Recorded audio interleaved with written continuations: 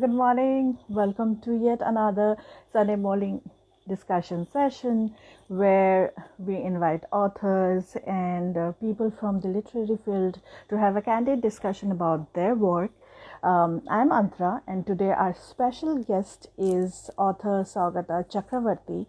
He has written 2 books, and today we are going to have a discussion about his second and latest book, They Go to Sleep, which is a collection of short stories. As I mentioned, They Go to Sleep is an anthology of 12 short stories, and each story brings out a different genre, ranging from thriller or drama. There is humor, there is a contemporary story, there is even a futuristic science fiction. So yes, so They Go to Sleep offers a story from every genre that you can think of. So there are many questions that I would like to ask the author himself. So without wasting much time, let me send him an invite, and let's hope we get to connect with Saugata now, and the network is proper. Hi Saugata, I hope it works. Yeah, I hope it is working at your end also. Yes, I can Yeah, hear you clearly. I think there are no overlaps. There is no lagging, right? right. We are in sync Okay, at last. Yeah, thank you. great. So I hope you are doing well, and thank you for joining me today. Um, I wanted to ask you, I have come across so many readers who have already read uh, your collection of short stories, They Go to Sleep, and many have come up to me and said that uh, easily out of these 12 short stories, one story could have been extracted and blown out to a full-fledged novel, because each story is such uh, such rich with content, or such well developed.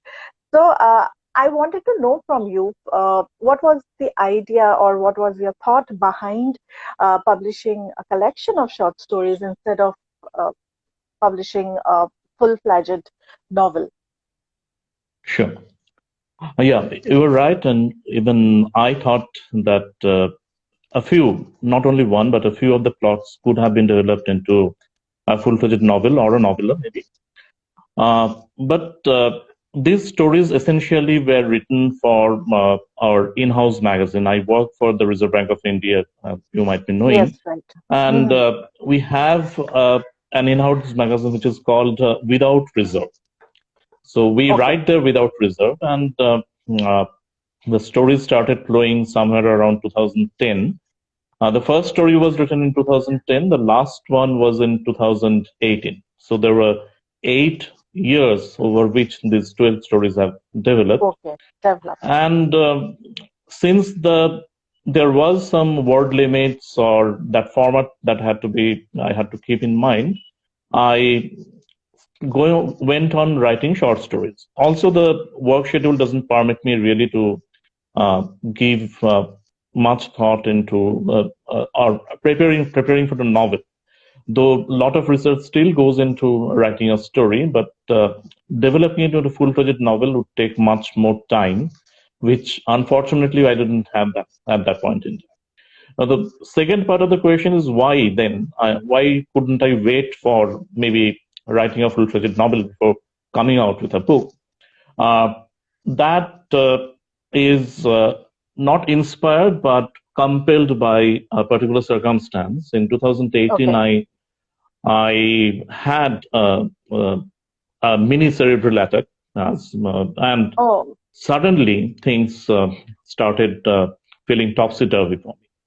So I okay. felt that I don't know when the time will come.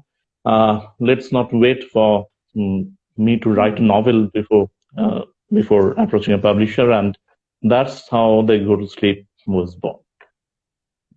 Okay. All right. So I hope you you're feeling better these Oh, yeah, days? yeah, yeah. I'm And absolutely okay, fine. There okay. is no imminent danger as of now, but Hmm. you never know. Yes, and you need to take care of yourself, of your health. All right. So I feel bad about asking this question, but if you had to choose any one story out of these 12 stories as maybe your favorite or one of the most closest to you, it's like almost like asking the parent to choose the favorite out of Yeah, the I mean, that is out a of stock his answer children. also given to this question. But yes, if I have to choose one, that would be uh, the last story of the book, hmm, Okay. What's in a Name, simply Mm-hmm. because of the fact that this story is a verbatim account of something that happened in my life. Okay. So, and it really is on a lighter note, which sets different shade altogether to against the continuing theme of the book, where some gray element Mm-hmm. is there. This is one Right, story right. which is not that gray. So it's on a lighter, this, I think it falls in your humor section, where Yes, it refers to everything Bengali, every like all the food and everything. And I think it's very prevalent whenever I have visited Kolkata. I have seen that the conversation between co-passengers is very prevalent in spite, and they do not even end up asking their names because they know that it is not going to matter at the end because then they might not even meet in the future. So yes, absolutely, I enjoyed that, and I think and there has, even I agree, and there were many bloggers and many readers who said that they wanted, they didn't feel some of the stories to end because they were so good. So we wanted to keep on reading. So I really wish that you will come up with something more interesting in the similar line in the future, but we'll come back to that later. My next question would be, uh, um, is there any story uh, from They Go to Sleep which is inspired from real life incident? You have already mentioned that the last story is, but is there any other story which is inspired from maybe a real life incident from yeah. your life? They Go to Sleep itself is a story which is inspired by two different real life stories. The first part happened to me. I was the discoverer of the purse, and I also did a bit of research into that uh, Okay. drug-induced murder in Goa. Oh, But okay. the connection is pure imagination. I mean, the connecting the dots between Unita and Datta is pure imagination. Apart from that, the Blowing in the Wind, if you remember, the Goa couple, that's Mm, again a real story, very real story, which happened when I was in Bombay, and it was covered there in the media quite vastly, much okay. to the discomfort of readers, I guess. And then 6 days, 7 lives also is part of real life because uh, Mexico Olympics the Olympics Committee did come out with this idea of celebrating the 50 years of Olympics by Okay. inviting the kids who have drawn those pictures. And Mm-hmm. there were 6 entries from India, which were uh, deciphered Also invited. in that story. Okay. So all of those stories have some real life element in it. Hmm. Nothing is Hmm. detached from reality altogether. So maybe you come across any snippets of news or maybe some story you overhear and some story forms in your mind and then you come down and you jot down Yeah, something it like can. that. Yeah, it can be anywhere. I tell this often that a story is everywhere. We are Hmm. passing by a story every moment, maybe. But some of Right. us notice those, some of us don't. Even if everyone notices those, only few are write about them Capture, down. right, are able to capture them. Right, absolutely correct. I also believe that um, given the market scenario in present time, bringing out a short story collection makes more sense, because nowadays the attention span is such limited that it's always better to read and finish one story at a go, instead of carrying the entire book throughout for a month. So I really think that it's a very smart move. But yes, of course, as I said, that I would like to read more of some of the stories. I also have noticed that you have touched upon almost all the genres in your like all these 12 stories. In fact, I think I enjoyed most the futuristic science fiction. But I would like to know, is there any genre which you might not have even explored in this collection? Is there any genre that you would like to explore more in the future? No, I'm comfortable with this. I mean, as you said, I have handled quite a few genres. So beyond this, what remains is probably a dystopian kind of world, or a zombie apocalypse. I mean, I am not really very comfortable in that particular genre. Having said that, you never know. I mean, because the story that you mentioned, The Man of Letters, Right. though it is a science fiction, it is very human at its heart. So when I write science fiction, I may be more inspired by someone like Isaac Asimov, or rather than Michael Crichton, uh, whose stories uh, whose stories make us more aware of how we are different from the robots, maybe.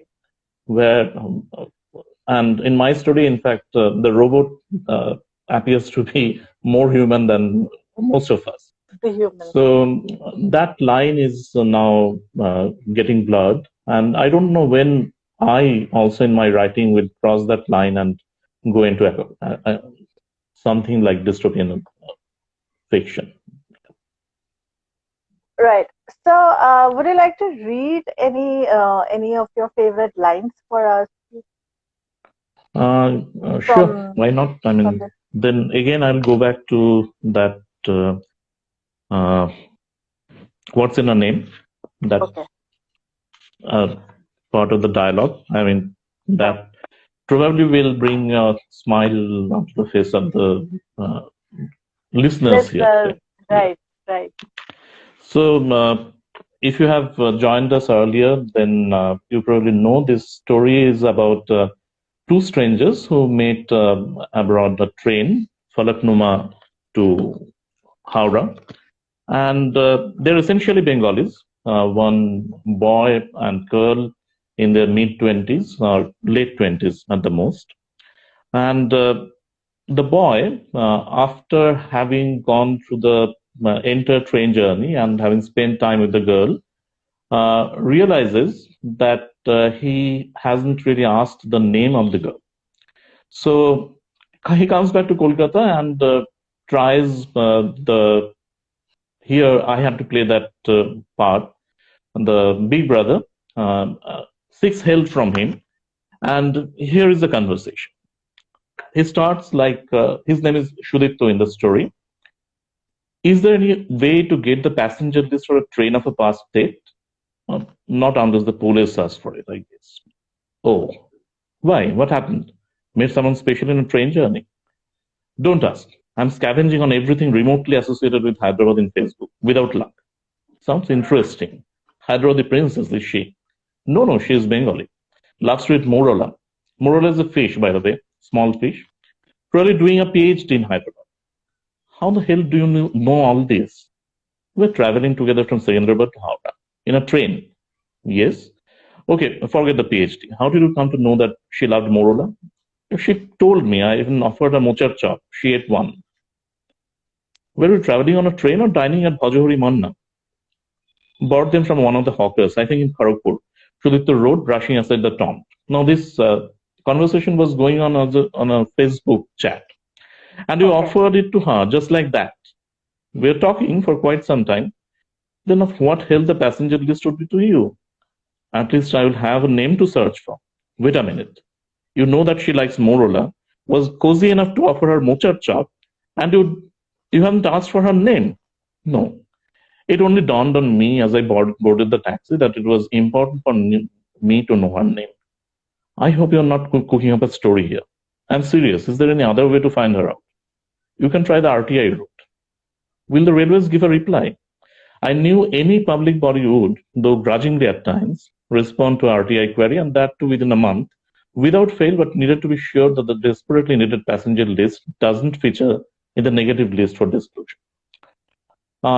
And it doesn't really. You can really find out who your co-passenger was through RTI. Right. If you need that, yeah. So I came back to Sudipto saying that, voila, you need the address where you should send your query. That would be great, but Shumikta, wouldn't it take almost a month to get this list this way? Yes, it would. Now, if you cannot wait for that long, then probably CBI Hyderabad can help you. What? Don't worry. I met the SP CBI during a training last month, and we became good friends. If you say I can request him to find that. No, that's an absolute no. I don't want to be anywhere close to the calls. Thanks for his refusal, though. Even I would have felt awkward to ask him for this, but hold it.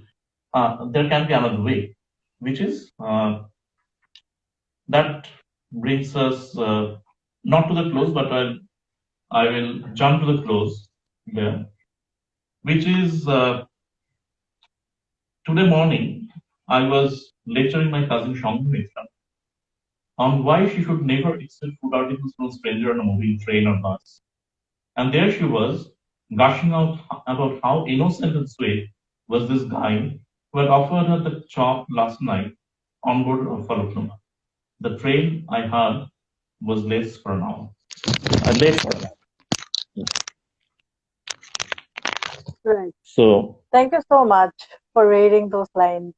I absolutely relived the story once again, and yes, it's.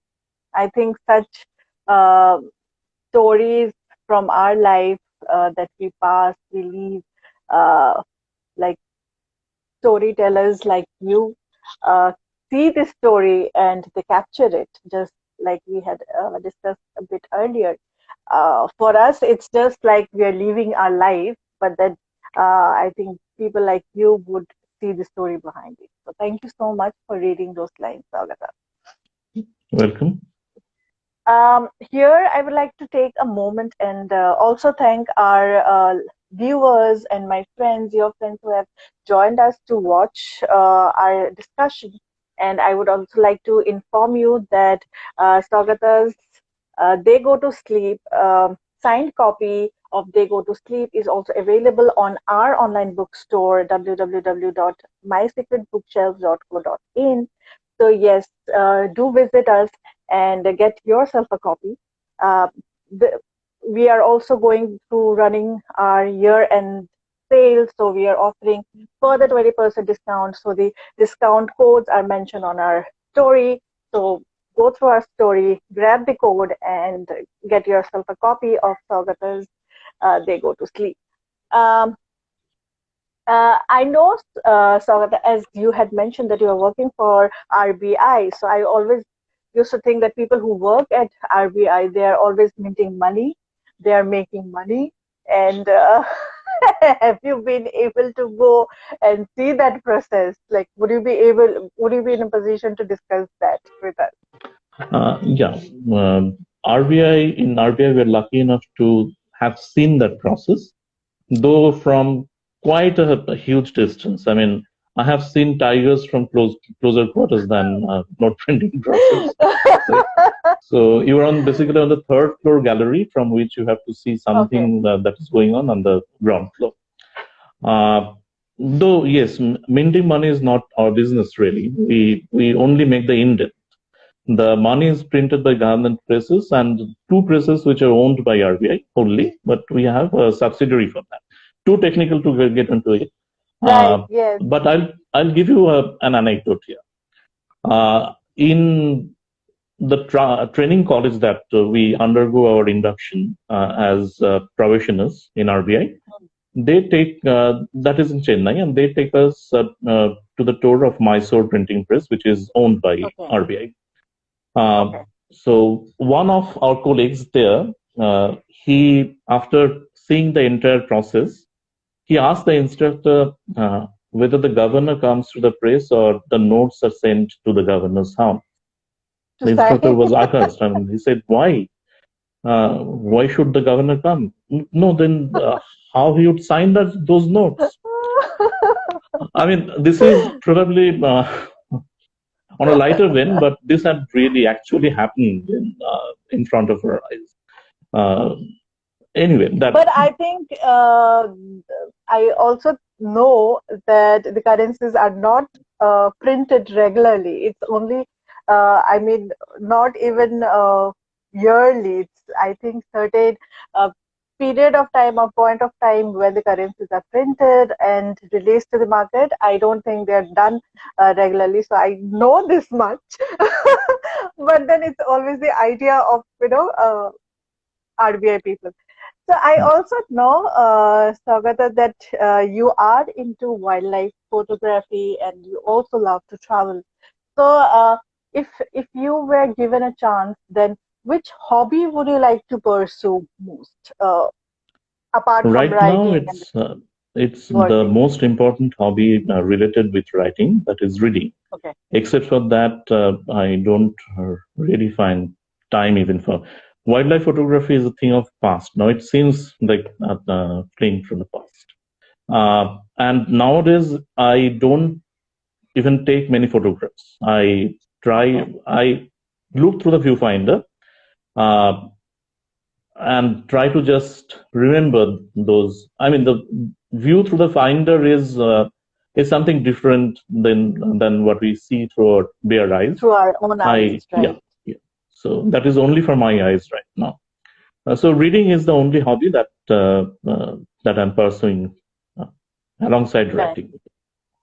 So if I may ask you, what are you reading currently, or who is your favorite author? My favorite author, if you can see, there is a human brain there on my bookshelf, Right. Golden Brain, and that's Yes. Roald Dahl. Okay. He's one of that is the short story collection of Roald Dahl. Yes. But there are many. I mean, it cannot be an exhaustive list. I started maybe with Indian authors like R.K. Narayan and later on Amitabh Ghosh.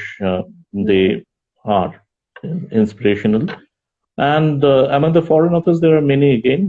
Frederick Forsyth is one whose thrillers I have really enjoyed. His eyes for detailing.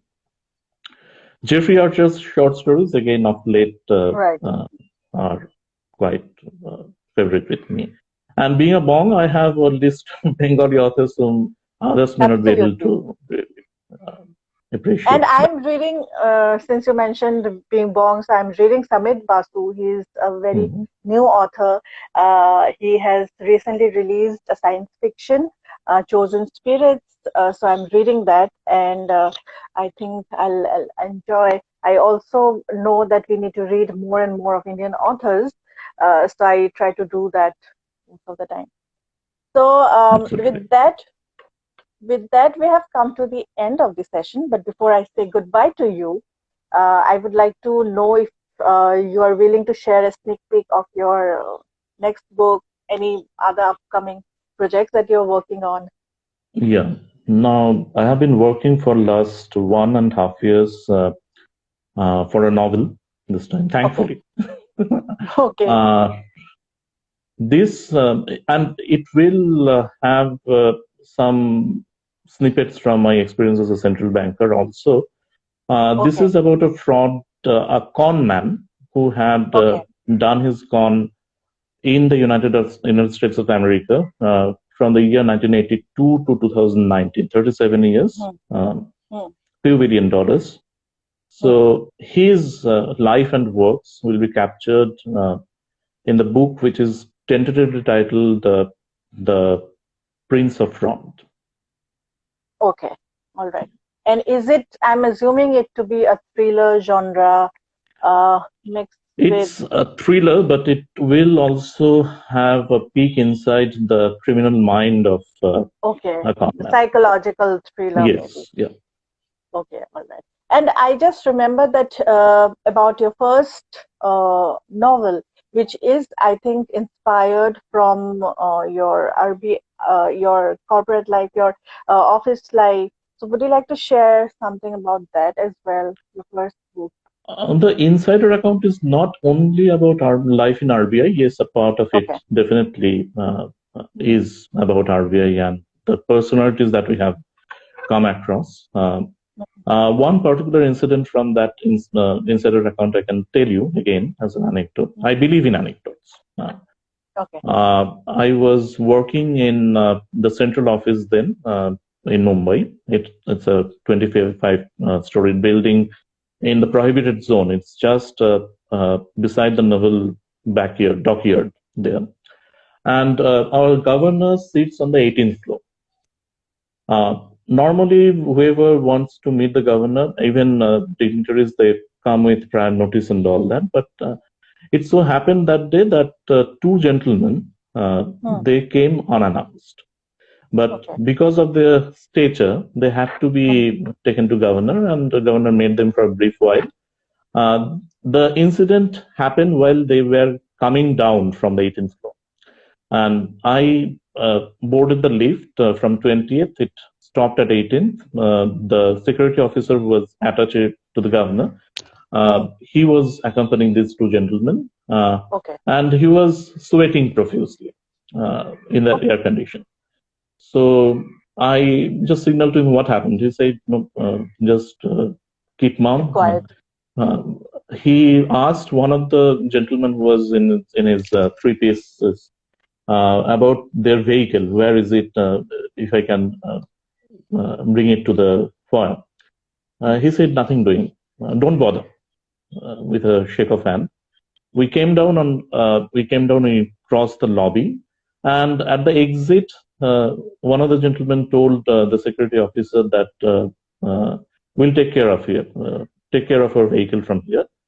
Then, in front of our eyes, they crossed the road and they boarded a Kalapila, the taxi, and whooshed away. Now, these two gentlemen, one of them was the chief secretary of Goa, the suited guy. The other person was Manohar Das Parrikar, the then chief minister of Goa, and later on the defense minister of India, who had passed away, unfortunately.